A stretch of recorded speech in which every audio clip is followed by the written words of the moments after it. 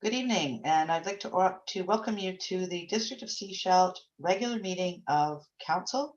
This is Wednesday, February 17th, and it is 7 p.m. And we are on the territory of the Sechelt Nation. So first, are there any additions to the agenda? Seeing no additions, I'd like a motion to adopt the agenda as presented. Moved and seconded. All in favor? Thank you. First item is 5.1, minutes of the 7 p.m. regular council meeting of February 3rd. Are there any errors or omissions in these minutes? Seeing none, I'd look for a motion to adopt as presented. Moved and seconded. All in favor? Thank you. Any business arising from the minutes? So moving on to item 7.1. Sorry, Councillor Lamb, go ahead. I have to recuse myself from 8.1 and 8.1A and 8.1B. Okay, thank you. So moving on to item 7.1. This is the minutes of the Committee of the Whole of January 27th. This is for receipt and endorsement. Look for a motion for, Councillor McLean, Councillor Kuster, moved and seconded. All in favor? Thank you. And item 7.2, Advisory Planning Commission meeting minutes of February 2nd for receipt. Someone like to move receipt? Moved and seconded. All in favor? Thank you. All right, we'll recuse Councillor Lamb from item 8.1. Your Worship, excuse me. Yes. Corporate Officer Joanne Frank here. Just a note that if Councillor Lamb could just state why he's recusing himself for the record, the actual reason. I think he's left now, but perhaps. No, he's still here. Is he? I think he is. Councillor Lamb? I think he's frozen. I think he's frozen too. Perhaps when he comes back, he could state it just for the rec so we can add it to the minutes. Okay, he's gone. Okay. Okay. Perhaps when he comes back. Mm-hmm. Thank you. Thank you. So item 8.1, this is, I don't know how to say this.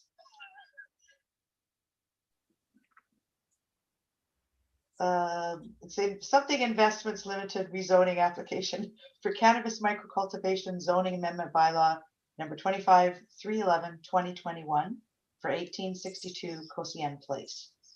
So first motion to receive the report. Moved and seconded. All in favor? Thank you. And then we will turn it over to our development planning manager, Mr. Ian Hall. Thank you, Mayor and Council. I don't have a presentation, but I'll just quickly summarize the report and bylaw before you. We have the property owner, Sicko Investments, along with an applicant who's seeking to rezone the property in order to allow the micro cannabis use. So the zoning of the property isn't really changing. It's zoned industrial, and the existing industrial zoning of the property does allow micro cannabis as a permitted use, but based on a minimum lot size. The minimum lot size was set at 3,000 square meters as part of the whole cannabis zoning amendments that we did a little while ago. And this property doesn't meet that minimum lot size. So they're at 2,000 square meters, hence their rezoning application to lower that minimum lot size for the micro cannabis use in order for them to do that on the property. So nothing else about the zoning is changing, no additional uses or a change to any existing uses, just changing that minimum lot size to allow the micro cannabis use on this particular property. So the bylaw is presented for first reading, and there's sort of no other major issues that staff have identified at this time. We're seeking first reading and then to start the referral process. Thank you. Councillors, any questions? Councillor McLean. Yeah, just one thing I missed in the report, what's triggering the need for this zoning bylaw? Are they looking to make a change, or are they just trying to be compliant with a new bylaw? Yeah, I guess they because of the zoning amendments that we did for cannabis as a whole, within the industrial zones, we established the minimum lot size regulation for the cannabis use, and that's based around all the updates that the federal government did to for cannabis and micro cannabis. So they're seeking to apply for their federal micro cannabis license in accordance with all the current regulations, and our zoning regulations are tied to that. So the micro cannabis use we have in our zoning is reflective of the federal micro cannabis use. So they're wanting to get their Health Canada license, and in order to do that and comply with our zoning, they would need to ensure that the zoning reflects what they can do on the property. So in this case, they have to lower the minimum parcel size to be able to do that use on the property. And that's, again, with the federal regulations, there's a lot they have to comply with there, but also compliance, some from federal to provincial to local government regulations is certainly part of that. Hence the need to rezone to make sure that they're compliant with the local bylaws. Thank you. Thank you, Councillor Scott, and then Councillor Toth. Thanks. So do I understand this right? The federal regulations require a 3,000 square meter lot size? No, sorry, that's just our local bylaw. Federal regulations would just be specific to the facility, the use itself, security, and other requirements. The minimum lot size regulations are purely a District of Sechelt regulation. And so just to follow up to that, how did we come at 3,000 square meters? That came out of as part of doing the whole cannabis zoning amendments for cannabis production and cannabis retail, and looking at the zoning regulations for industrial areas versus agricultural areas. This was proposed as a way for industrial areas to allow a fair amount of cannabis use within industrial zones. There's a lot of properties that would meet the 3,000 square meters or larger, while still protecting a fair amount of the smaller industrial lots, that are less than 3,000, from potentially being taken over by cannabis uses. So protecting that industrial base for other non-cannabis uses. That was all part of the cannabis amendments that were done a year or two ago. So that was where that minimum lot size came in to say, we did a bit of an analysis to determine how many lots sort of above and below that to establish a baseline. We're allowing it on a lot of industrial properties while still protecting a fair amount of smaller lots for non-cannabis uses. Okay, thank you. Thank you, Councillor Toth. Thank you. Just looking on page 5 of the report, it mentions under financial implications that the project will be required to pay DCCs. Given that this is an existing structure, an existing building, just was looking for clarification on what DCCs were collecting on this. I guess that would be dependent on if they're coming in for a building permit to renovate the facility at all. That has to be determined, but that could be the potential trigger for DCCs. Councillor McLean. Okay, just following up with another question, I guess comment for page 5. Under communications, it mentions that public information session may not be required. I think that's fair. However, I would still like to see a public hearing. I'm willing to waive it for something like Habitat for Humanity, not for an industrial project. Okay, I think the reason, staff can put their rationale forward, but I believe that this business has been in operation for a number of years prior to the federal rule changes, and there haven't been complaints from the community. That may be why staff are saying we could waive the public hearing, but staff, if there's anything else. Yeah, I guess just to speak to that, that obviously that decision will come before council at the time of second reading. So we're just mentioning it here as a possible scenario, given the property is designated for industrial uses under the OCP. It's currently zoned for industrial uses under the zoning bylaw.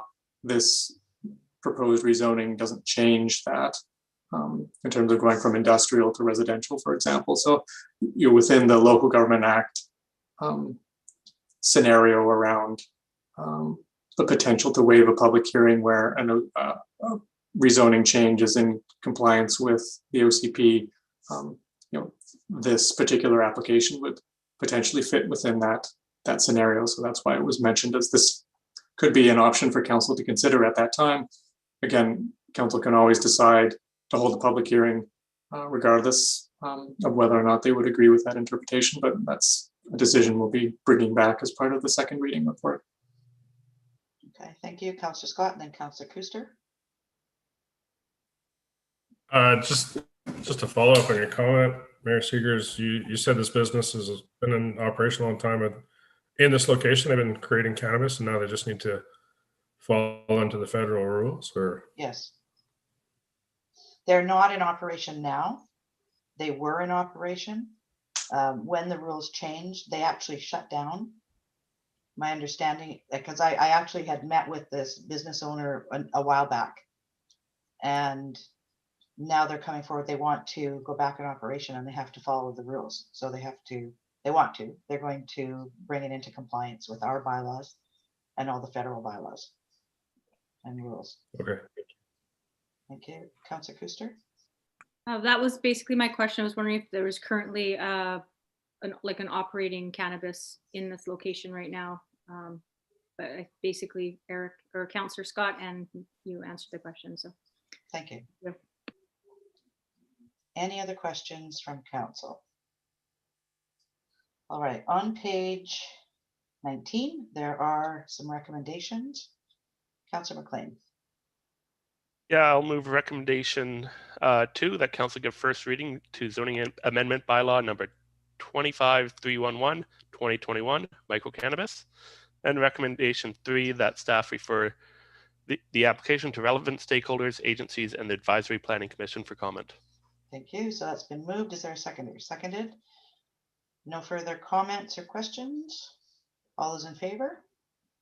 Thank you. Moving on to the actual zone, the bylaw, item 8.1B on page 111. This is District of Sechelt bylaw number 25-311 2021 micro cannabis, being a bylaw to amend District of Sechelt zoning bylaw number 25 1987. I'd look for someone to move first reading. Moved, seconded, all in favor? Thank you. And we can bring Councillor Lamb back in.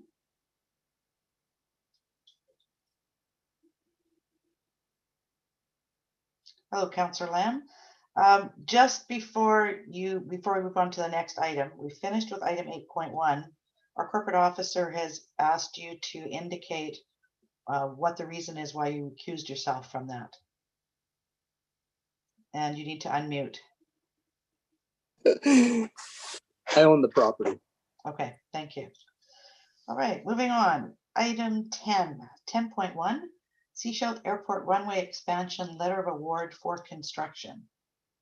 First, a motion to receive the report. Moved, seconded, all in favor? Thank you. And we have, who's speaking to this? Yeah, okay, Director of Engineering, Kern Dillon. Sorry, Kern, we can't hear you. It says you're unmuted. Okay, your worship. I will introduce the matter, and then Sanath Bandera, our manager of municipal construction and infrastructure renewal, will provide further details. Thank you. So if you would start, Sanath, that'd be great. Thank you, Worship. Good evening, everyone. I have a brief presentation for you tonight about the Sechelt Airport runway expansion for letter of award construction.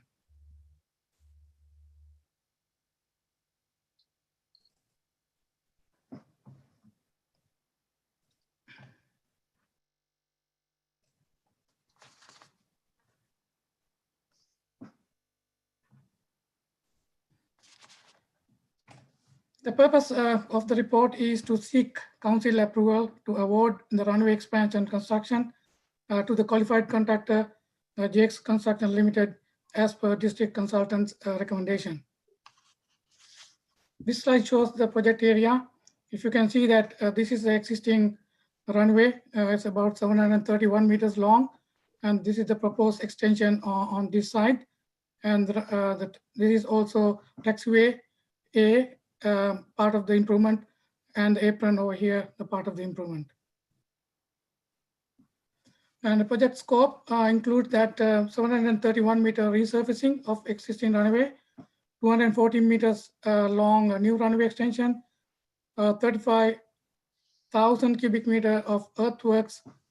That's nearly 3,000 truckloads.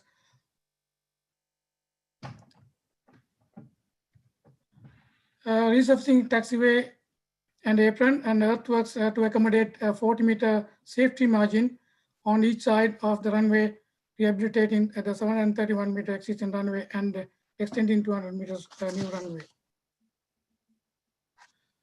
The background, in 2019, the district received 2019 and 2020, the district received a grant. Sorry, Sanat, I'm just going to interrupt for a second. Can you back up one slide, please? The previous one? Yep, previous one. I think you're still talking to that. I think you went ahead. Oh. No, the other way.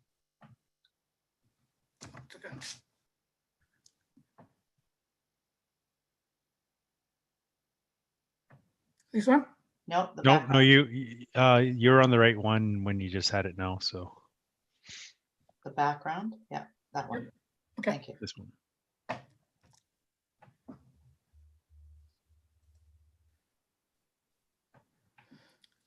Yeah, in 2019 and 2020, district applied grant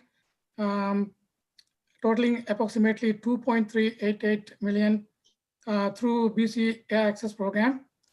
And early 2020, the district put the tenders and received 6 tenders. And the JEC Construction is the lowest qualified tender at 2.593 million based on 2020 price. JEC Construction Limited accepted the notice of award, intended of award in January 2021, with an additional cost increase by 93,105 for COVID-19 works addendum and price escalation for 2020 to 2021. And now the total cost is 2.686 million plus GST. So airport runway lighting. The current lighting was installed by local volunteers and is not compliant and outdated. However, the staff did not include lighting in the grant application due to a cost increase and uncertainties of receiving the grant. Instead, they include 30,000 to install conduit for the runway extension lighting, expecting a lighting to be installed by volunteers. The district contacted Associated Engineering, and they indicated an additional 600,000 may be required for design and installation of updated lighting to enable VFR and IFR compliance. If additional funding can be secured, the lighting can be designed and installed via change order to the consultant and the contractor. The reference check with the consultant or contractor. The consultant, the JEC Construction Limited has been worked with the Associated Engineering previously for other airport runway expansion in Nanaimo. And also we checked Abbotsford Airport, and they give a very good feedback regarding the JEC Construction Limited. So based on the Associated Engineering Limited, so they indicated the contractor has necessary experience and personal resources to complete this project. public consultation. In December 2020, the district completed public consultation as per the requirement of Transport Canada. The district received a mix of responses, including a majority of responses were in favor of the expansion, and concerns of noise pollution by current and the future air traffic, residents from the district, Seashell and Roberts Creek area, concerning costing and other infrastructure investment, as well as environmental greenhouse gas reduction emissions, and concerns of the future degradation. And this is the pie chart based on the received feedback from the public, and the total received 106. I split this one to first, this slide, to two categories. One is the blue one is people, some residents, they send a letter of support to DAC Racing. And the other one, orange color one, is concerning about the airport runway expansion. So this pie chart is giving the airport runway expansion, how we divide the categories. The green one is letter of support to complete this project with the 35 members from Espinsto Air Club. And orange one is not in favor. There are the concerns about different issues like noise pollution, cost, utility, utilizing the funding for other infrastructure, and the greenhouse gas emission. They are the concern. These people is about 11 people. And the blue categories, 3 letters received. Those they need some further information, and the district provided that further information what they requested, the district and the consultant, and they have no more other concerns on that. This is the construction schedule. The contract document specifies the substantial completion by July 31st, 2021. Total completion by December 31st, 2021. And the grant deadline is March 31st, 2022. Upon council approval, the district will send official letter of award to JS Construction Limited on February 22nd, 2021. After receiving all documentation by the contractor, the notice to proceed will be issued not later than March 5th, 2021.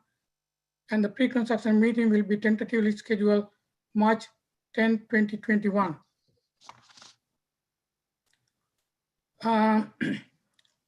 As per discussion with the consultant, so they indicated that 3-stage construction over here.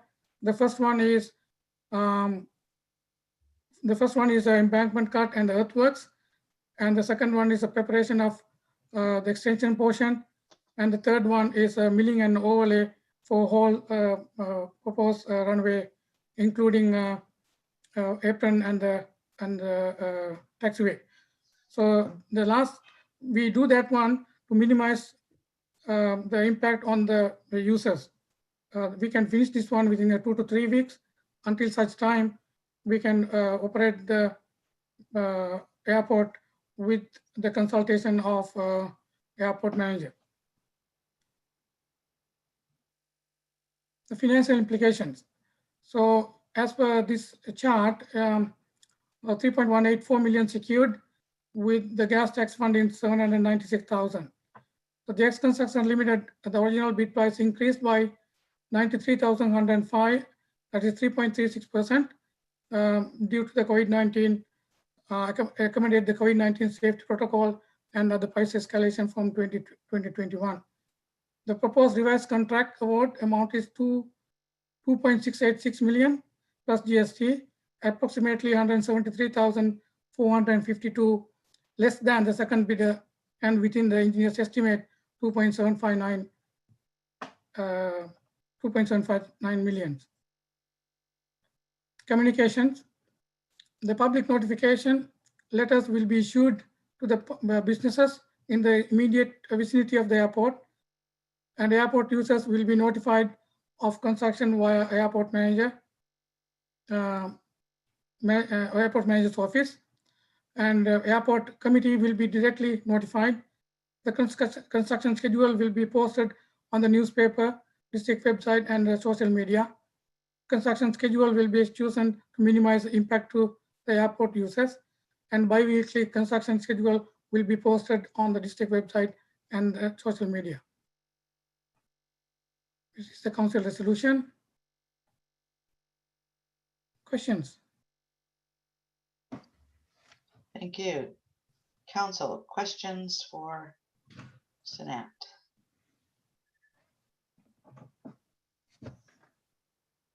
Councillor Scott.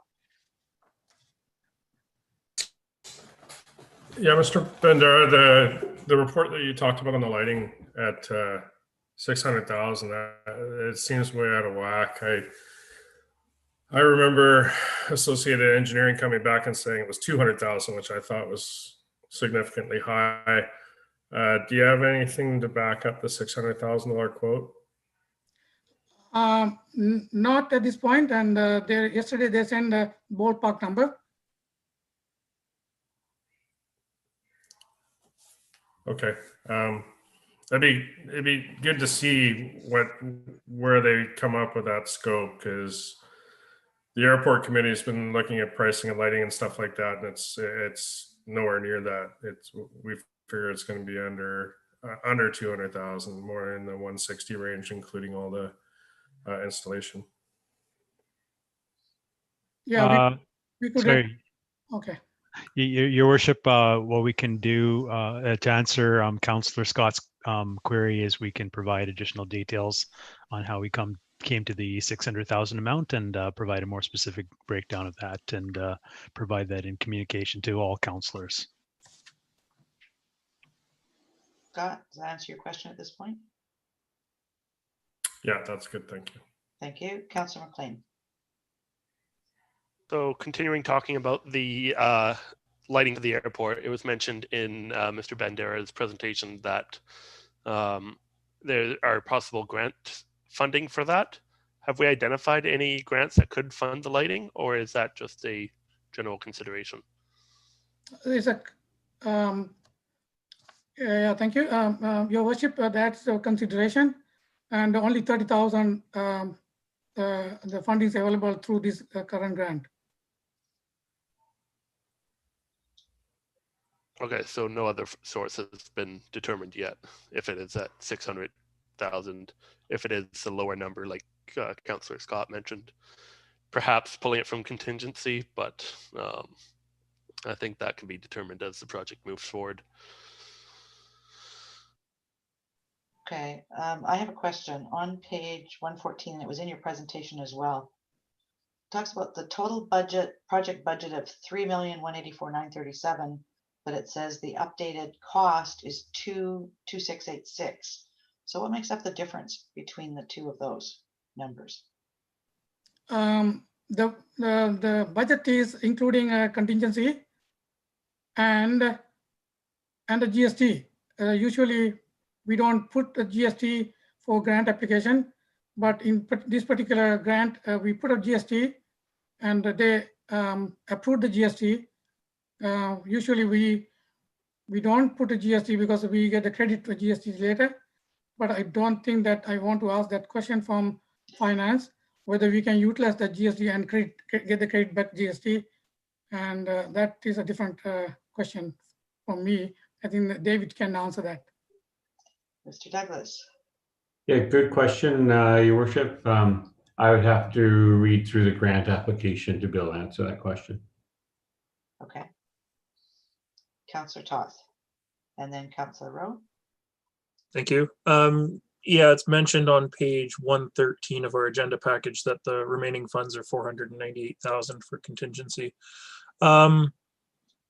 This is a fixed price contract, correct? I'm personally a little terrified of cost creep and escalations, given where we thought we might be able to get the job done for in the beginning, where we are now, and where we'll be by the time we actually get finished. So I just, yeah, I just want a little certainty that this, other than the lighting, this is what we're in for. And we're not expecting any overruns.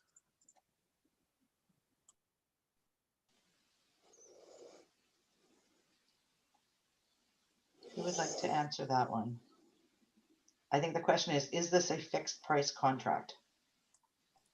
I might, Your Worship, to answer the question. Usually, my understanding is with these types of airport large earthwork projects, they don't lend themselves well to fixed price contracts. It is a earthworks project, and depending on the soil variability, I mean those unit rates are estimates, and you can be below estimates or above. In this case, project was tendered before my arrival here, so I will defer for confirmation from Sanath on that. Yeah, thank you, Your Worship. This contract is measure and pay. That means the line items, each line item we have that, for example, earthworks, we have the 35,000 in the estimate as a quantity, but sometimes maybe a less, sometimes maybe a lot more. So some items may be less, some items may be low. So all items are mission and pay, and not the lump sum contract. Yes, Your Worship, like typically your vertical builds or your stick built buildings lend themselves well to fixed price contracts because they're known quantities. With earthwork contracts, they're usually done on a unit rate basis. And so with that, generally the approach to estimating quantities is to remain on the conservative side. So a slight bit of overestimation and also carrying a healthy contingency, which we have done for this project. So our risk mitigation is to carry contingency. Councillor Toth, any follow-up on that? Yeah, actually. So Director Dillon, you touched on something there just at the end of your comments with conservative estimating. In the event that we don't use the full amount of the funding, I assume we consume the grant funds first and then our gas tax funding. And so if we don't use the full $3.18 million, the remainder of the funds go back into gas tax. That is correct. Any savings accrued from the project due to us not using contingency or the quantities being lower than what we expected would be put back, and would be unused funds, so they would remain with the gas tax to be reallocated. And Sanath might have additional details on that as well. Yeah, I think David will explain that. We the grant fund is 75-25. If you spend some money from the grant 75 and the same proportion 25% come from that gas tax, so we can save the gas tax and use only the grant. So it will proportionately, we have to spend both. Thank you. Councillor Rowe and then Councillor Scott. Okay, Councillor Toth took the first question. Thank you. And my other question is around the increase in the contract for Jake's. I think it was around 93,000 related to COVID safety protocols. Are we able to use some of the COVID restart funds for that chunk?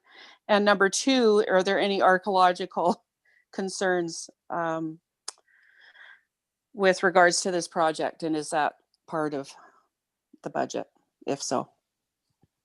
So, Your Worship, in response to Councillor Rowe's questions on those, I'll defer on the financial aspects to Director Douglas and defer to Sanath on the archaeological risks there, although I believe them to be low, given that it's in an area that wasn't traveled by First Nations, is not known to be. So I think that would be a low risk, but Sanath can further detail what has been done to date. Okay, Councillor Douglas, Director Douglas. Over to you. Your Worship, I will investigate that if the funds could be used for this project, and I would have to get back to you. Thank you.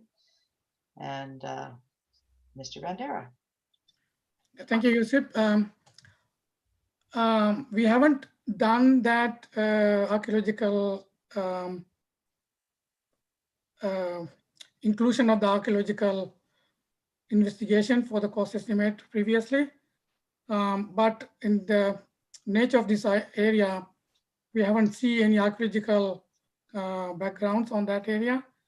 So we feel that the one thing is that all excavation materials we're trying to use for the filling area, or otherwise we will use that material, same airport area to spread the excess material. We are not going to take out of the material from the site.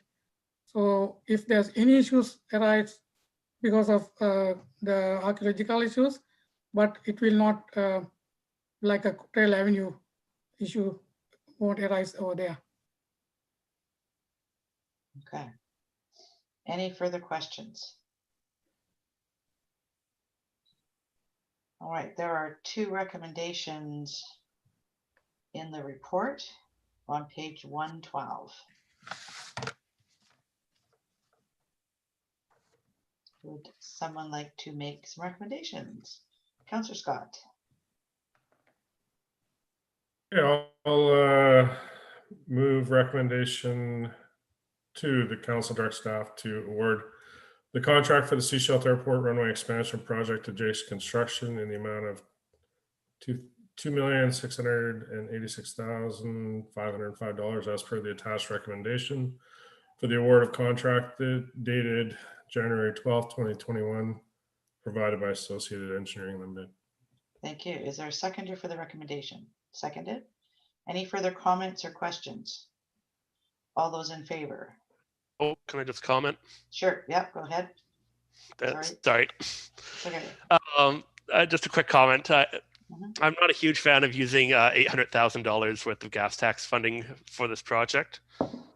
So I went in and looked at the grant application again. And I honestly believe we wouldn't have been successful if we didn't include the expansion of the airport. So essentially that leaves me with the option of either, well, we know that the runway needs repaving. So it leaves the option of simply repave the runway using our funds, or use up some of our funds and get some BC government funds to expand it.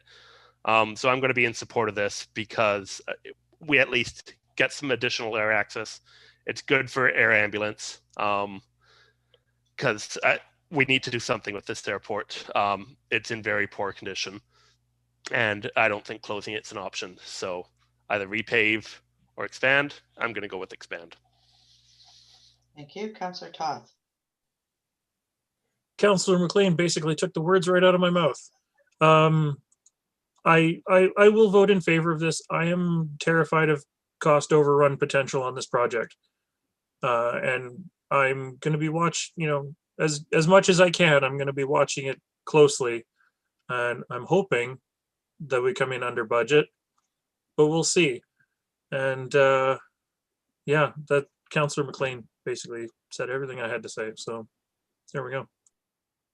All right, so we have a recommendation on the floor. All those in favor?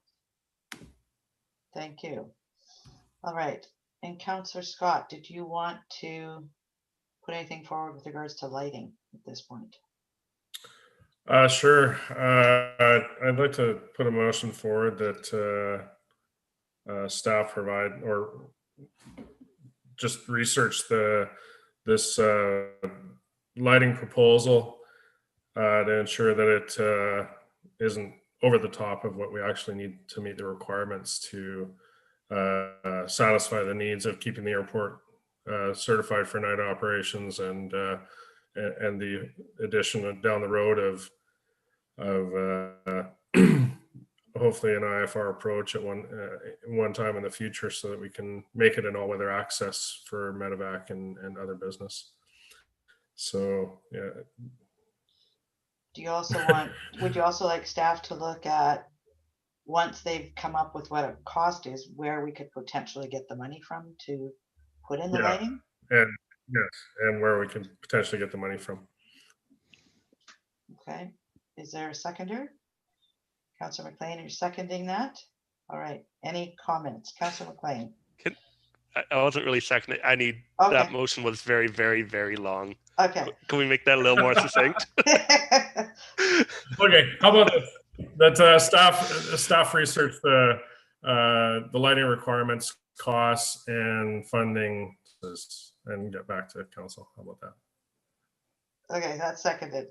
Okay, and I just to be clear, I think from what I've learned from you and from the Airport Advisory Committee is there are two different standards of lights. One is for VFR, right, visual flight rules, and one is for IFR, which is the instrument flight rules. And it's the instrument flight rules lighting that we're looking at to ensure that we have Medivac. Medivac could actually use the airport for all weather, Yeah. correct? Well, yes. The next stage would be to put an instrument approach in. So the lighting systems we have right now are what's called low intensity lighting. It allows for operations at night in VFR conditions.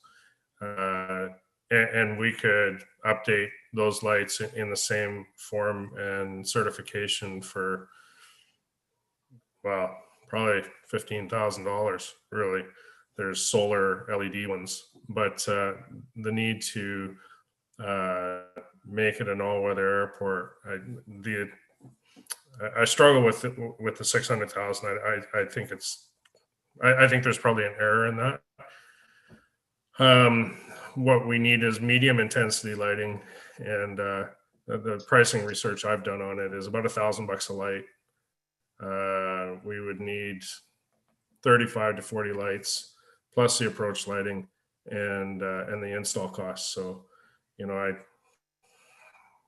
think 200,000 or less than that is quite conceivable. Okay. All right, we have a recommendation on the floor. Any other questions or comments? All those in favor? Thank you. All right, moving on to number 10.2. This is item 10.2. It's from the Sunshine Coast Drag Racing Association, and it's a request for request to use the airport in 2021. And I'm going to turn to the corporate officer, Joanne Frank. Thank you, Your Worship. This report, as you say, is to consider a request from the Sunshine Coast Drag Racing Association to use the Seashelt Airport for drag racing events in 2020. The association submitted the attached letter last fall and also attended and made a presentation to council as a delegation shortly after their letter was submitted. At the time, council informed the association that the district was waiting to hear on whether they were successful in the airport grant that we've just dealt with. And the association was told that their request would be sort of, you know, held in abeyance, kept in pending mode until council had more information. So now that we've addressed, now that council has addressed the airport expansion tender award, we've received the funds, etc., this item is before you. As we've just heard, the construction schedule will go through the summer of 2021, and the association has requested dates for drag racing through the months of May, July, and August, with an extra day put aside in September if they need to replace a rained out earlier date. So this item is in front of council at this time for direction, so that we can follow up with the association on council's decision on their request. And that's my report. Thank you. Thank you. Council. Councillor Scott. I really feel for this group because I know they want some answers, but I don't see any way that we can approve this until we see what the construction schedule and timelines come out to be. So we may only be able to approve a certain number of these, or you know, without seeing what that construction schedule looks like, we can't commit to anything. So I would recommend that we just defer the decision until we have more scheduling info. Okay, is there a seconder for the recommendation? Seconded, okay. Ms. Frank. So then, once we have that from, through the engineering department, you could potentially bring this back to us? Or do we need to, I mean, at this point, it's just defer till we have more information. Your worship, my thoughts on that is, you know, at this point, based on Mr. Bandera's previous report, you know, from reading that, it looked like at least substantial completion.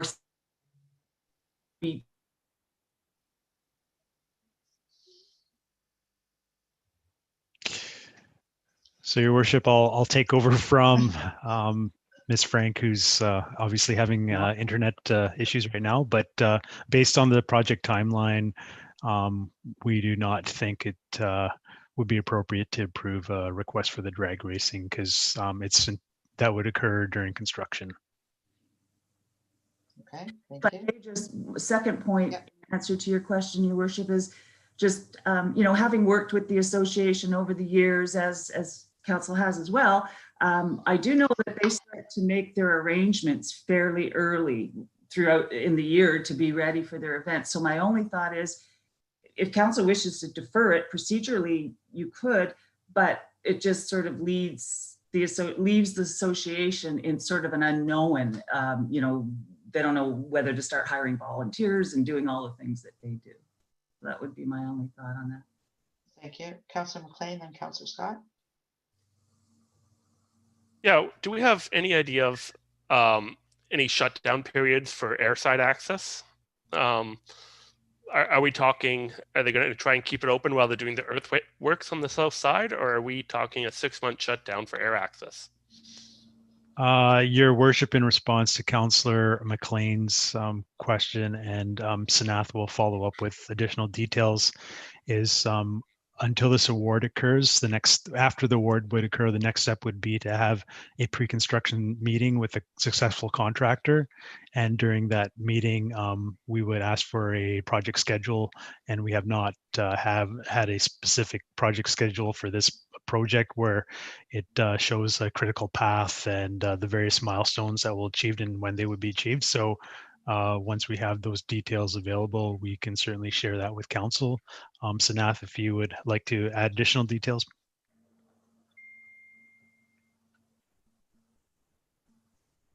Thank you, Your Worship. As my presentation I provided previously, the construction is going to 3 stages. One is the earthworks, and during this work time, what we do, we put some barriers and shortening the runway, but it's operational level, but not much. And works, the runway extension works and the excavation, we complete both until such time operations going on airport as usual. And then we do the milling and overlay portion, the last stage. So it's take 2 to 3 weeks. The 2 to 3 weeks is maximum interruption for the airport activities. Okay, Councillor Scott, and then Councillor Scott, Toth, and then McLean. I don't think we need to at this point put a full stop no on this. I think it'd be worthwhile to go back to the club and say and explain to them what the plan is. That they may not get all these. Well, I'm pretty sure they won't get all these dates, but maybe they won't be organized enough with the construction that we couldn't operate the weekend of May 29th and give them one last run on the old runway before it has to shut down. So I really think that we should go back and just defer this until we have an understanding of the schedule. You can defer to the airport committee to have a chat with the drag racing group to see how flexible they are as far as their needs and notification timelines, and and you know, it might not be a full-blown event, but maybe at least they could get out there and do some runs one weekend on a shorter notice. Thank you, Councillor McLean. Yeah, so recognizing that there's a motion on the floor right now, Yes. I would like to see an alternative approach taken, in that we direct staff to provide some space for the Drag Racing Association to race throughout the year. Essentially, we set the dates, and we say, okay, you can race here. So work with the contractor, find those dates, and then we can give it to the Drag Racing Association. I just want to try and get them as many dates as we can. Maybe we set that to 4. They're asking for 6. We could say we'll give them 4 dates this year and leave it to staff to figure out which ones work with the construction schedule. Okay. Councillor Scott. Yeah, I think it's way too early to even go down that road. I think we need to stick with the deferral and look at the construction schedule, and then we can look at it then. Okay, so there's a recommendation on the floor that we defer this until we have further details of construction schedule. Mr. Bandera. Thank you, Your Worship. I contacted Associated Engineering, and their recommendation is the new asphalt is need to be cured 60 to 90 days. Okay. So that means after it's down. After nothing can completion happen, of the right? paving. Right. I think what we're looking at this point is, in your conversations with the contractor, while they're actually doing the earthworks, etc., is it going to be safe, and is it possible to have the drag racing club on the airstrip? I think that's what we're looking at, and what that looks like. So I think what we're looking at is deferring this until you've had the conversation with them, and then information can come back. In the meantime, we could also have the Airport Advisory Committee reach out to the Drag Racing Association and find out what kind of notice they need. You know, to Councillor McLean's comment, you know, maybe their dates are fitting in with other organizations as well in other areas. I don't know, right? I don't know what that looks like. So all of that, the Airport Advisory Committee could find out prior to the information coming back from the contractor and our staff. And we can look what we can do. Director Dillon. Your worship, accommodating the drag racing would be great. There's just a few things I think council should bear in mind as we go forward. Is the first thing is we do need to have a discussion with the contractor. This is an unknown to the contractor, and it may affect their schedule. And to accommodate something, they may ask for a change order because it's a deviation from the initial scope of the contract. So that's issue 1. Issue 2 is my understanding is once the contractor has taken over that airport as a construction site, the onus under WorkSafe BC for safety on that site is with the contractor. Now, that's a question for the contractor, is whether something like drag racing, which is obviously not a risk-free activity, if the contractor would be comfortable with having that activity occur while they are in possession of that airport as a construction site. So those are questions we would have to pose to the contractor, and why I think we need to have a pre-construction meeting with them, raise the issue, and see what their opinion is on it. Okay. All right, so we have a recommendation on the floor. So basically defer till after that meeting and staff come back. All right. Any further questions or comments? All those in favor?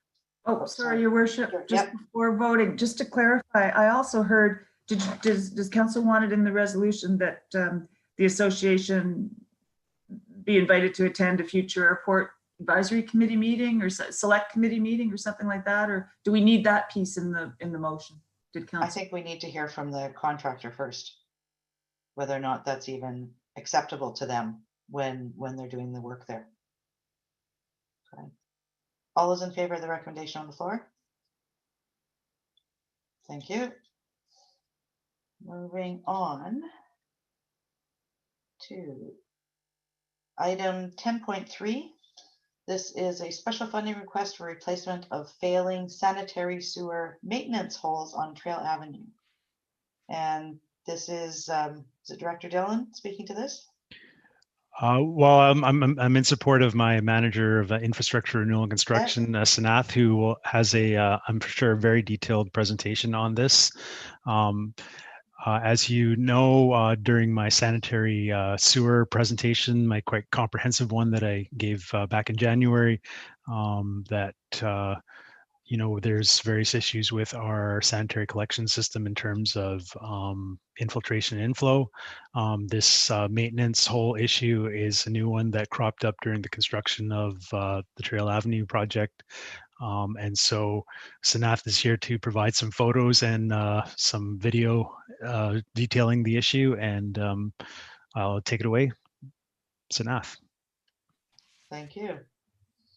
Thank you, Your Worship. Sharing some screen over here.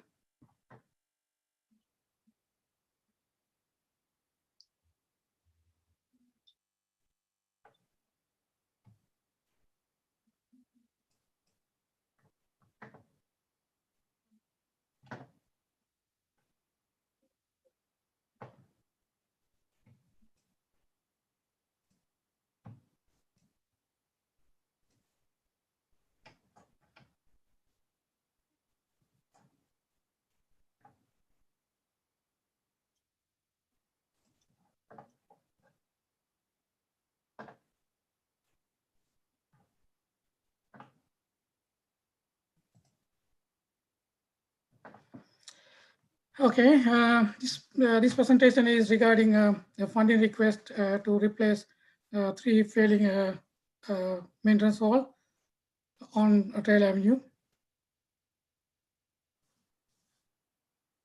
So these works can be done simultaneously in conjunction with the ongoing Trail Avenue road works. So this is a location map of the failing maintenance halls. As you can see, the red ones, those are the manholes on Trail Avenue, and the purple ones on Mermaid Street.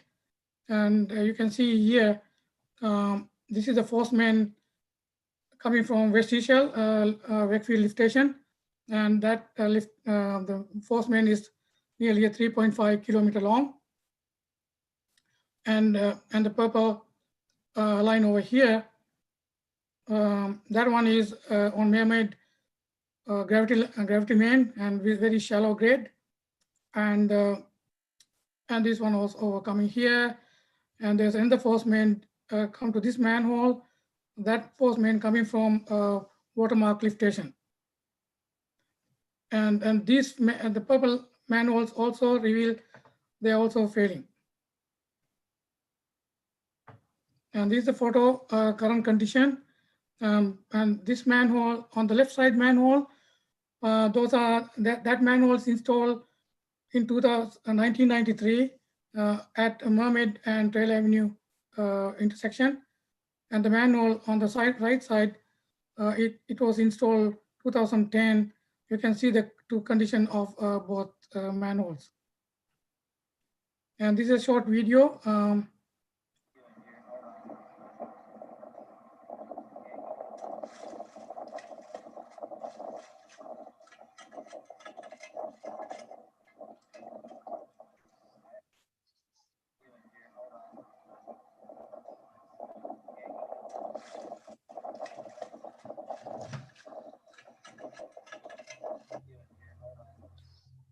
And there's another video here. Okay, we're at the corner of Trail Avenue and Mermaid Street. Checking out the manhole here. It's in rough shape. Lots of concrete corrosion here. You can see just with the manhole puller, the concrete is just peeling right off the wall. Super soft. The ladder rungs here are also rusted right out. Wouldn't trust those. The whole structural integrity of this manhole is gone. Okay, we're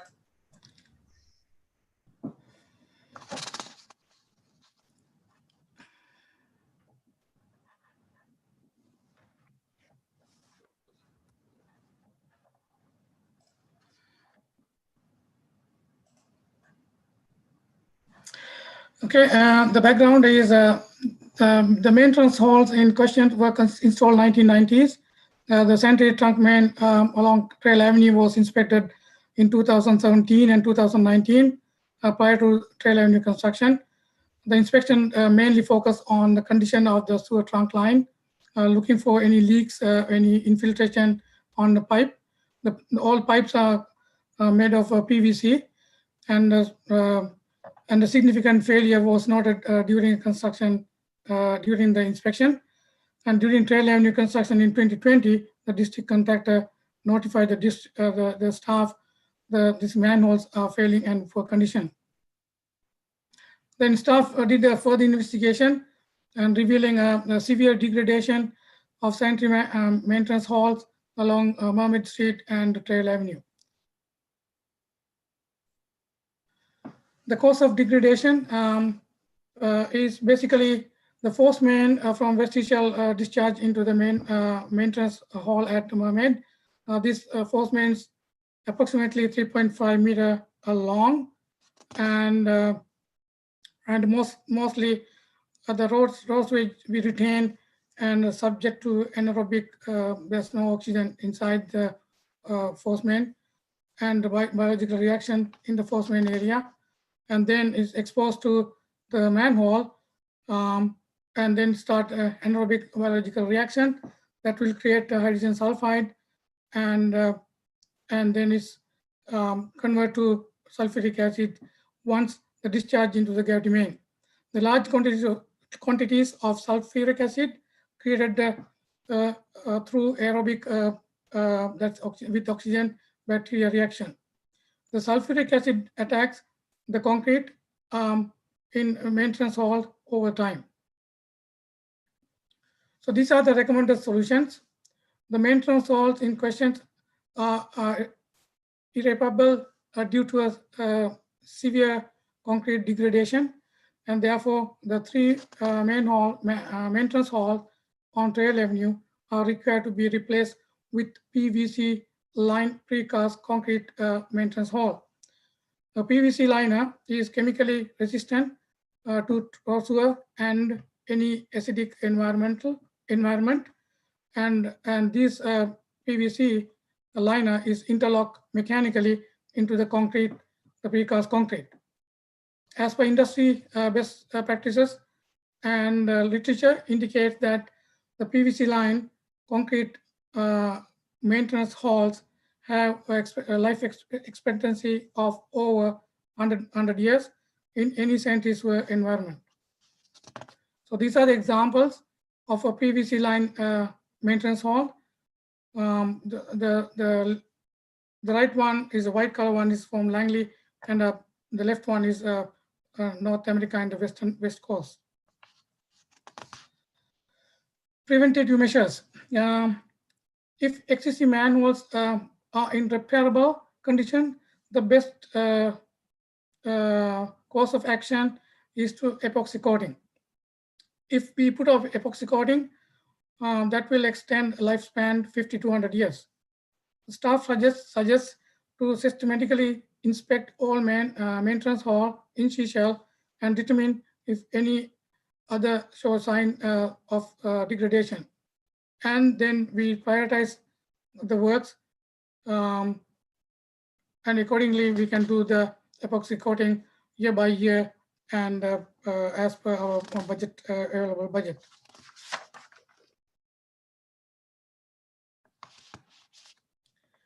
The construction schedule. We can replace this manholes, maintenance halls. Sorry, I'm using manholes because previously we used manholes, but now the modern terminology is a maintenance hall. Okay, so will be completed in conjunction with the Trail Avenue construction project. And this is a financial implication. And the district received estimate from the contractor, a general contractor for the Trail Avenue construction. That is 171,000. That's included 2,000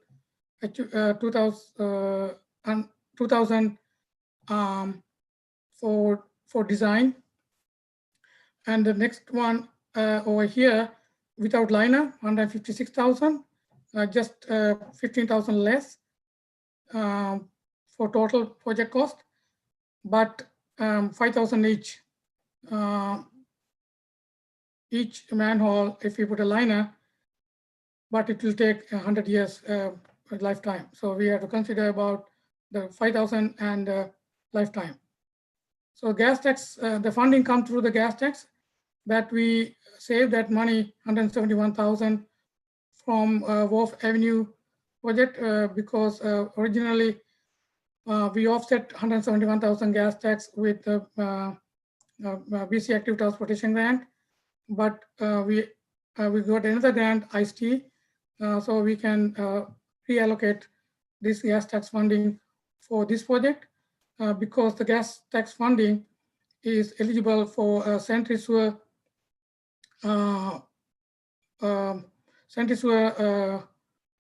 treatment and conveyance. As per the DCC best practices, the road DCC cannot be utilized for any other works like a sanitary sewer or storm infrastructure upgrade. Communication. So once we get the approval, and we will communicate this one through our website and social media bi-weekly for these constructions. This is the council resolution.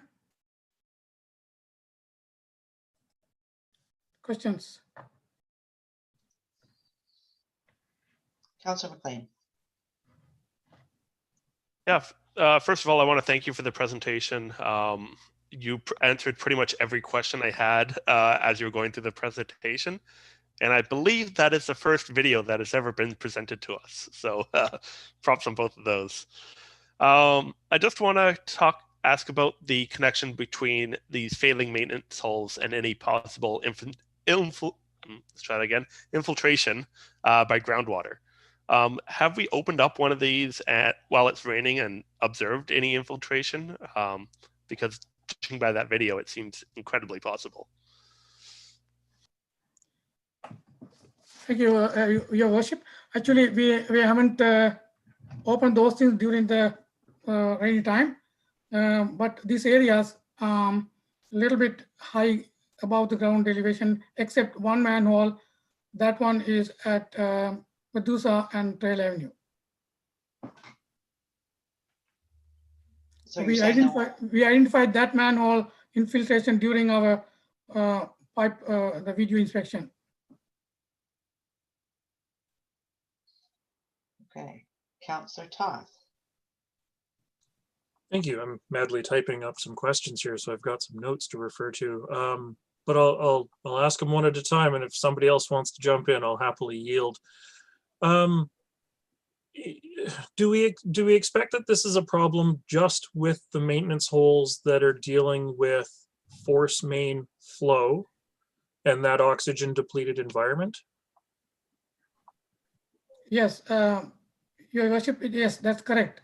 So mainly we had to focus first our in the future inspection for wherever discharge the force main for the close proximity, about at least a 5-6 manhole, we have to first investigate those things. So this is a new experience for us too. We haven't not done this kind of inspection, and the study, and we read a lot of literatures why we fail in those kind of thing and the situation. And there's another one is that the conveyance, the pipe is shallow and large, then the more time stagnate the raw sewer, that also creating hydrogen sulfide and acid level increase. Okay, Councillor Toth, another one, and then we'll flip over to Councillor McLean. In fact, it actually ends up being a follow-up to Mr. Bandera's comments there. How long would we anticipate it taking to actually inspect all of our maintenance holes? I recognize staff have everything going on, but like, are we talking this inspection could be done during 2021, or is this like a 2 or 3 year timeline, or 2 or 3 months? As we discussed previously with my manager, we are going to hire co-op students. So we will entrust that co-op student to work with the staff to figure out the district-wide inspection for condition inspection for all manholes and other infrastructure.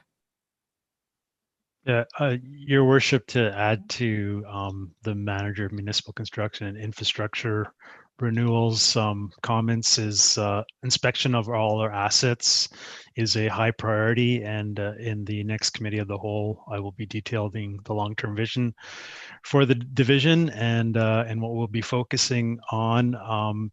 There's a reason why the manager of engineering services is now the manager of municipal construction and infrastructure renewal. Infrastructure renewal is a focus area now for our division. And so, yes, we will be hiring summer students, and there is a long-term plan for staffing up, if you will. I mean, along with maintenance holes, we do have to collect data on the condition of our trunk mains, sanitary mains, laterals, road conditions. There's so many assets that we have to do this for. So I think along with also having the person in the field to be the eyes and ears and collect that data, it also has to be input into a GIS system, and there's a lot of computer work that needs to be happening with that. But yes, definitely a focus. But as a manager has detailed, this issue with these maintenance holes appears to be limited to this area for now, and it does not appear to be a widespread area in other parts of the district. Thank you. Councillor Toth. I had seen other hands, but they've all gone away, so I'm just going to keep going. You're covering the questions off, so yeah, they pop up and they disappear. Go ahead. Given that the cause of this hydrogen sulfide is that oxygen depleted environment and then the sulfuric acid attack, is it feasible, not knowing anything about sewer infrastructure, is it feasible to introduce aeration in the lift stations so that we have an oxygenated environment in the force mains?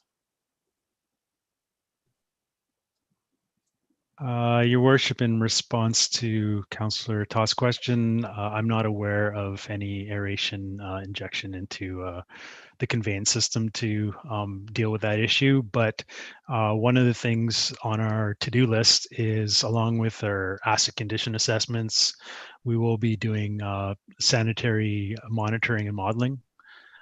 So when I say monitoring, we'll be monitoring flow rates at various points in the collection system, and then taking that information and plugging them into detailed models. We need to do those models so that we can inform future decisions around capacity, facility expansion, as well as when and how we improve development in the district. And it's vital that we get that information. So some of that information will be used to address any issues where we have don't have the, I mean, there's two issues. You can have a low oxygen environment, but there might be locations too where you don't have the adequate flushing velocities in the gravity systems. And when you don't have those, you have the accumulation of sludge, which in turn will lead to high H2S concentrations. So that will all be looked at as part of the modeling. Councillor Toth, other questions? Guess I'll keep going. When we look at possibly being able to upgrade or rehabilitate our existing maintenance holes, you mentioned epoxy coating. I'm just wondering if that's something we can do in-house. Is that a service that has to be contracted out?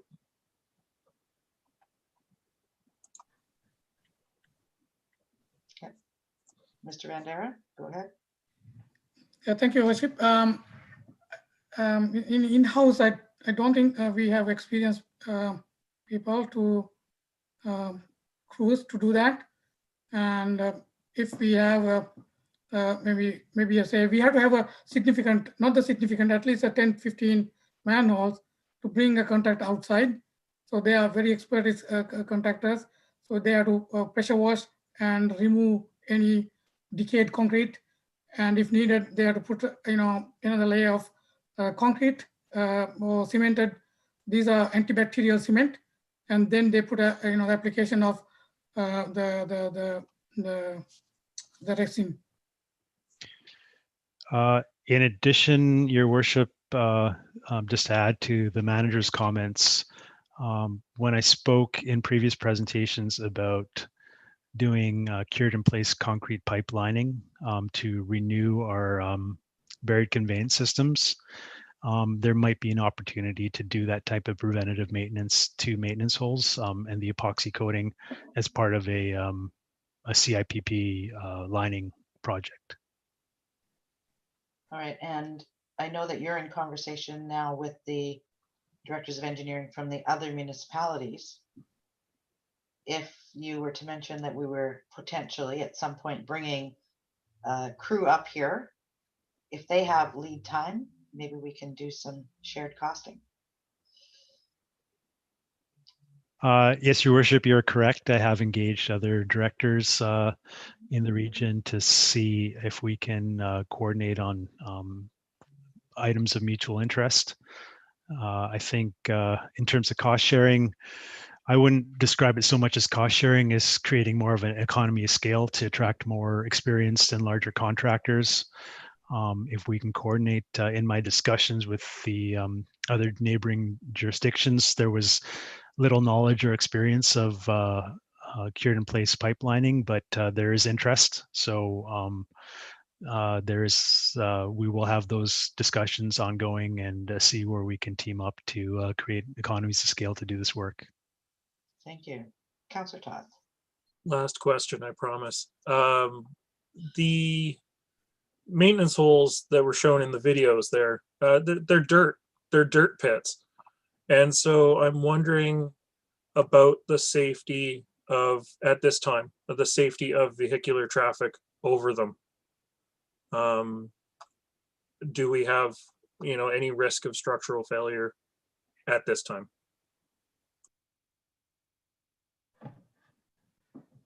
Your Worship, in response to that, I will defer to the manager of municipal construction on that, as he might be aware of some information he's being given by his consultant. Yeah, Your Worship, thank you, and thank you, Councillor, asking that question. Yes, we had that discussion with the consultant and the contractor. There's a very minimum residual strength to bear the right now, but we have to replace this ASAP. All right, Councillor Toth. I suppose the follow-up question is, it's mentioned to bring it forward as part of the 2021 budget process. Is there time for that? I'm wondering if this should be early approval or whatever you want to call it. This really needs to be actioned sooner rather than later. Director Douglas. Yes, this would act more like a pre-approval, and we would add this to our capital list with the funding source. So further to Councillor Toth's comment, do we need to indicate anything inside the resolution as presented on page 131? Or will that be taken, you'll bring that forward if we action this at this time? Yes, Your Worship, if there's no further nothing further needed in the motion, I would just take that on as adding that to the capital list. Okay, Councillor Toth, anything further? I'm ready to move the motion as presented, but I see that Councillor Lamb has raised his hand, so I can wait. Okay, Councillor Lamb, and then we'll go back to Councillor Toth. I'm just, right now, I believe that this section of road, it only has the first layer of pavement on it. So it's the time to do it. And then when they put the second layer of pavement on, nobody will know we were there.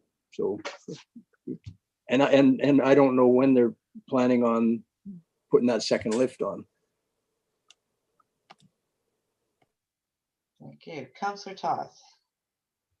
I am eager, I suppose, to move recommendation 2 that council direct staff to replace the 3 failing maintenance holes along Trail Avenue located between Mermaid Street and Medusa Street with new precast maintenance holes complete with a chemical resistant liner in conjunction with the Trail Avenue construction for an estimated cost of $171,000 excluding GST to be allocated from gas tax reserve account. Could I ask you also to move recommendation 1 that we receive the report? Sure. I will also move recommendation 1 that we receive the report. I thought we'd already done that. My We apologies. didn't. I missed that.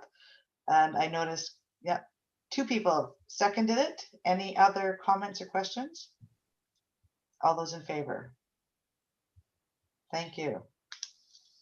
Thank you for bringing that forward.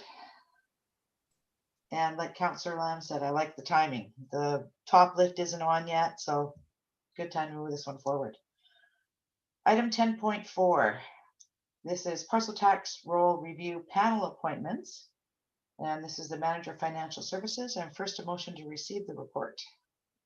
Moved and seconded. All in favor? Thank you. Ms. Smith, over to you. Thank you, Mayor and Council. The purpose of the panel is, as per section 2012 of the Community Charter, states a parcel tax roll review panel consisting of a minimum of 3 persons must be appointed by council if a municipality receives a complaint on 1 or more grounds set out on section 205(1) of the Charter. For your reference, I have attached the Charter to my report. The parcel tax roll review meets for the purpose of considering any complaints respecting the parcel tax roll and the authenticate the roll. Council is to establish the time and the place for the sitting of the panel and to give advance notice of the sitting. Advance notice of the time and place would be published in accordance to section 94 of the Community Charter.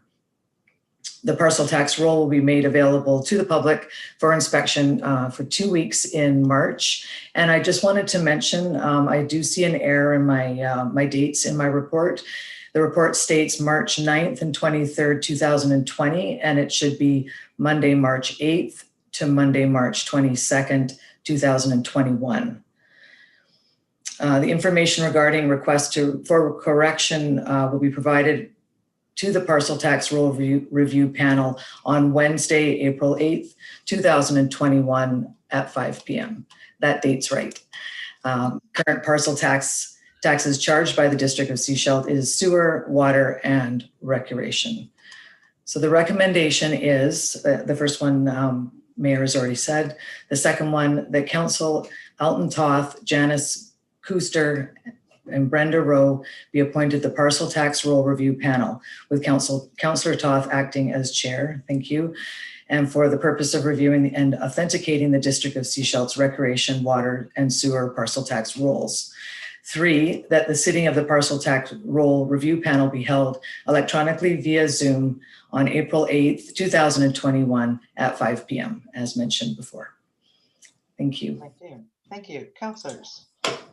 Councillor McLean. Yeah, I think we may be still confused on the dates. Okay. My calendar has the 8th as Thursday. Oh, okay. And I think the intent is to do it before a council meeting. So that would be the 7th.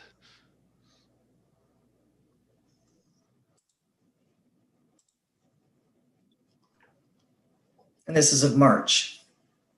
April.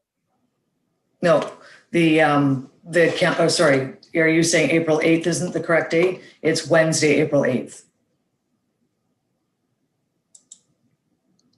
Oh, yes, you say it's Thursday, right.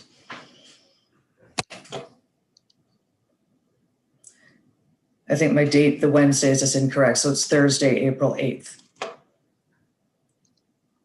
at 5 p.m. Okay, Councillor Toth. April 8th was the date that we had chosen amongst us to do it. Whether it's a Wednesday or a Thursday, I think is inconsequential. It's not anything that needed to be done before a council meeting. I think in previous years we did it at like 2 o'clock in the afternoon or something like that. And that's right.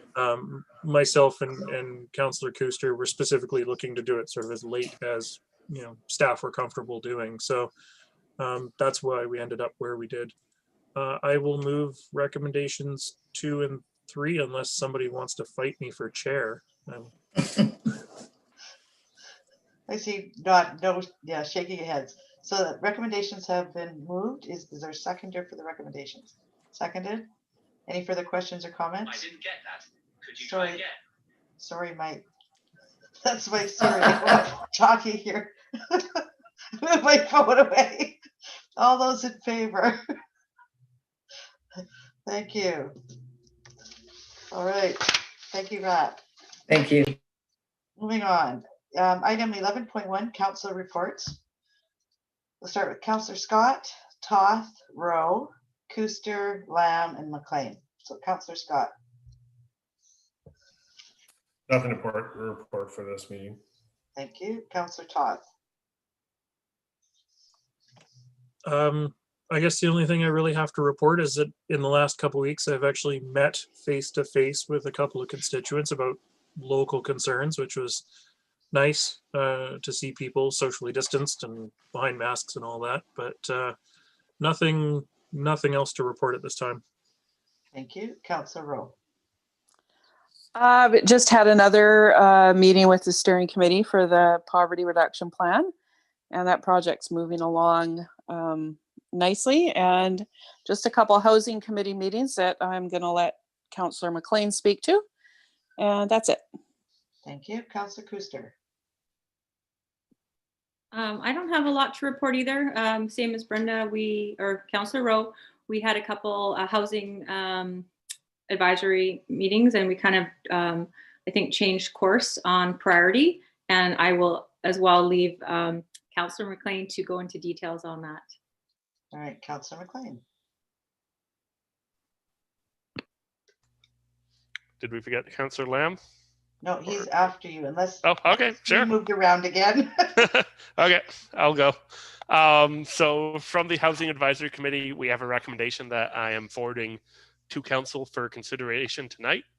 And that motion is, whereas access to housing on the Sunshine Coast has become a crisis as a result of market conditions and the COVID-19 pandemic, be it resolved that up to $1,500 be released from the COVID-19 Safe Restart Grant for the purposes of hosting an emergency housing meeting.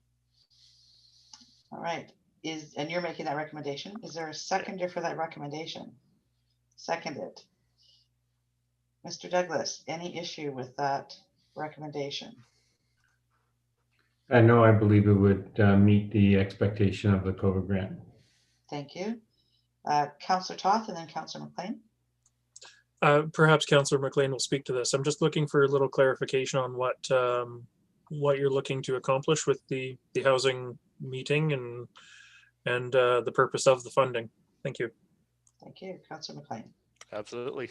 So I have a little thing that I'm going to read out here. Through our discussion at the Housing Advisory meeting, we have determined that access to adequate housing is now a crisis deserving of focus from all stakeholders that can make a difference. It is time we come together to see what we can do in the short term and set the stage for the long-term improvements. When we have a natural disaster and people are removed from their homes, we gather all decision makers in an emergency operations center to see what we can do. This motion will provide the funds to hold a community leaders emergency housing meeting that is facilitated by a professional so we can get moving as fast as possible. This emergency housing meeting will bring together not-for-profit leaders, decision makers, and staff from all levels of government. The recently released Housing Needs Report Implementation Framework will provide a basis for the discussion. Within this report and the Housing Needs Assessment, we are ready to take action.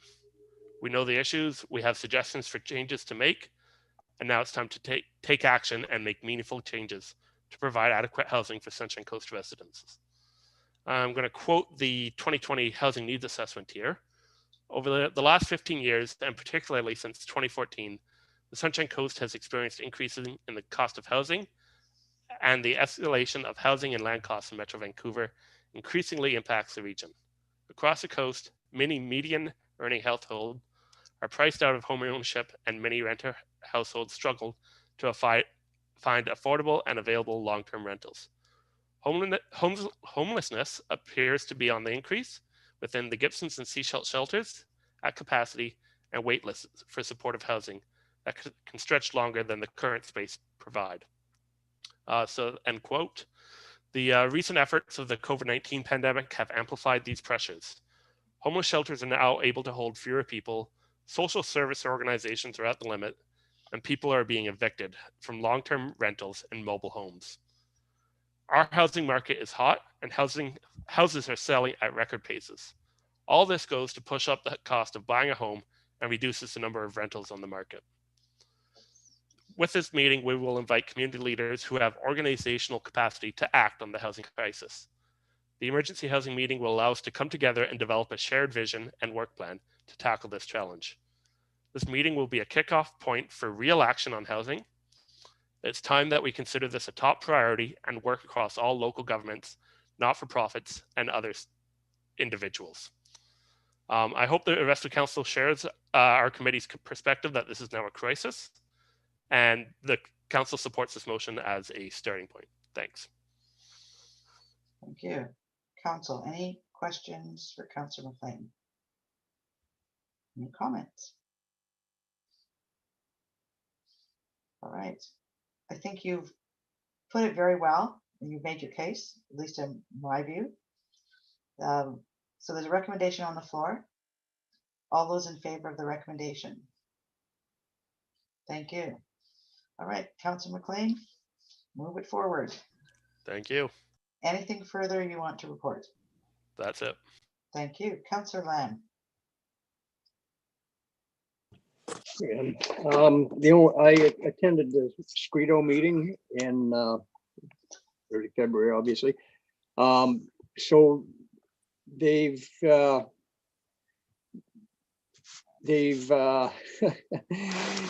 Innovation Center is going to move to the House of Clans, and they're supported by Community Futures. There's a large group of associations that are supporting this move. They have an initial floor plan that's been done by a local company that they're happy with. They hope to have a lease, I guess, negotiated by the end of March 31st, 2021.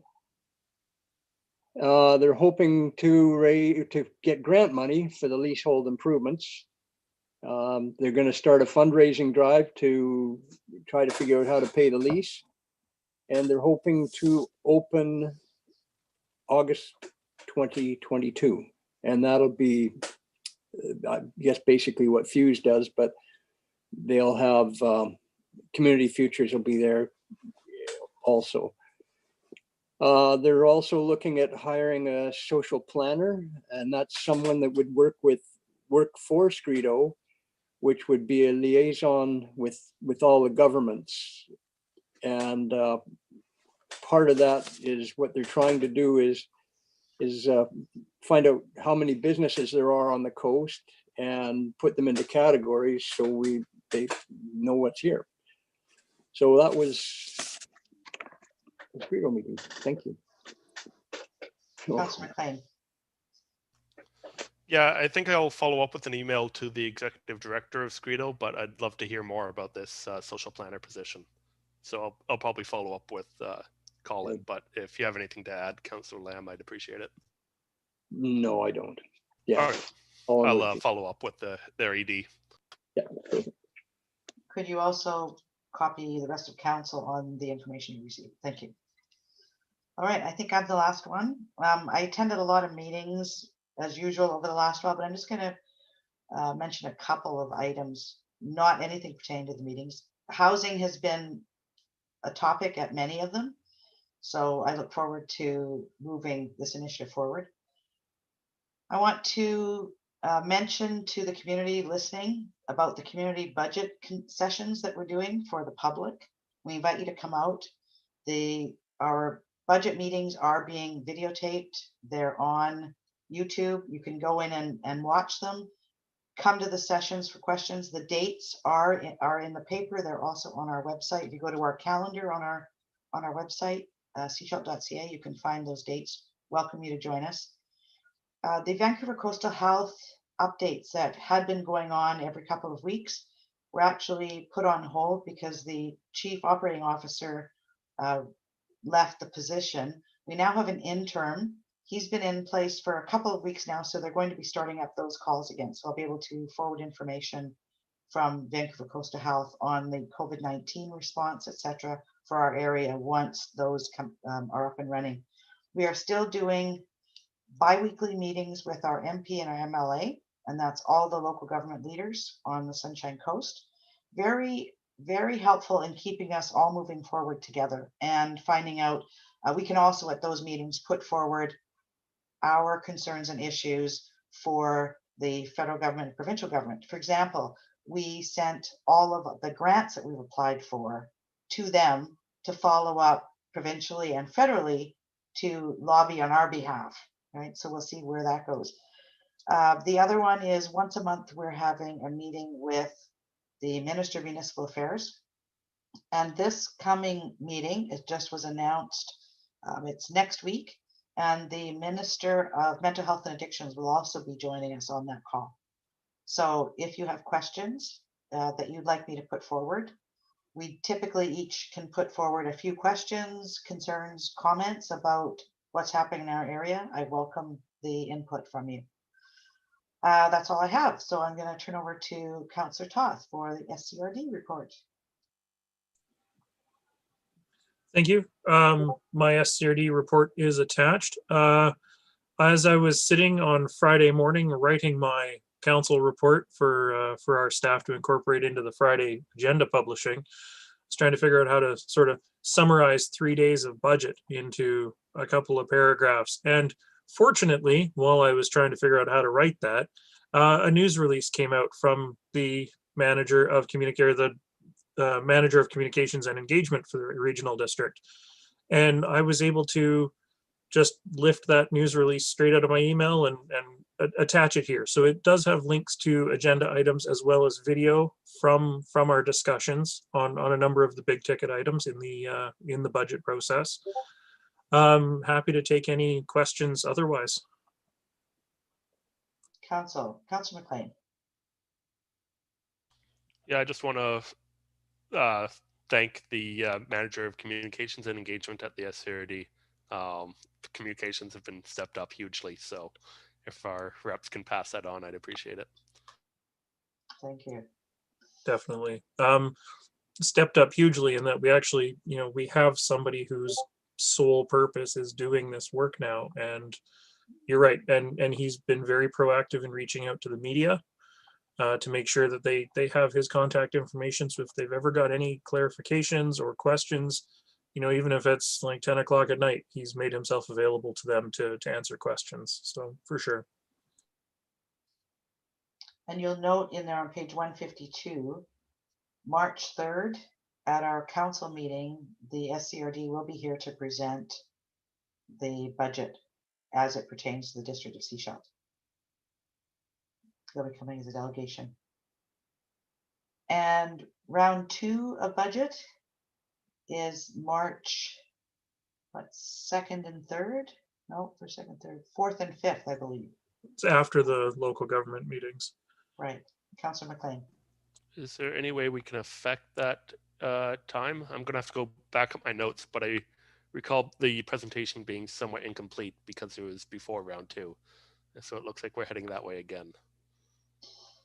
They typically come out to give a presentation as to where we are and the items that are still up for deliberation. Because at round 2 is when we pretty much finalize, and then it goes to board for adoption. So they're looking to get some feedback and input at this point before it's finalized. And just to add on to that, part of the March 2nd and March 3rd dates is actually providing a separate opportunity for members of the public to comment and have feedback that's outside of our regular council meeting process. So that information will be timely just a day or, the day before we go back in for round 2 budget discussions. Unlike the municipalities, the regional districts have to have their budget adopted by March 31st. So that it's coming up to the end of that timeline in order to, yeah. Any other questions or comments? Mr. Douglas, did you have a comment? Thank you, Worship. Yeah, I was talking to Mrs. Pearl today, and she was She was explaining why she comes between round 1 and round 2 is to get feedback from our council as well as any community members. Because we had very similar questions for her today. Is why didn't she come back a little later? And it was just explained it's a good opportunity to have that discussion before they go in for the final review. Right. All right, seeing no further questions, let's move on to council correspondence. First, a motion to receive the correspondence. Moved and seconded, all in favor? Thank you. And council, there are 3 items identified for information, 1 information and or action, and 1 for action. Would you like to address these?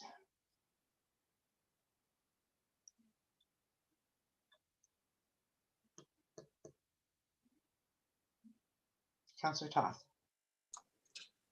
Looking at item number 4, the letter of support for access to contraception. I think it'd be a fairly easy thing for this council to vote to send a letter of support for this initiative. So I would be happy to move that. Is there a seconder for that recommendation? Seconded.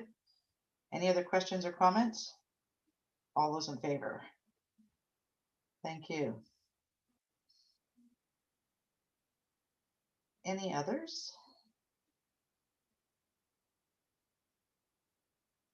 Looking at item number 5 from the Davis Bay Wilson Creek Selma Park Community Association. And they're requesting that we add an item to our 2021 budget with regards to the highway through Davis Bay.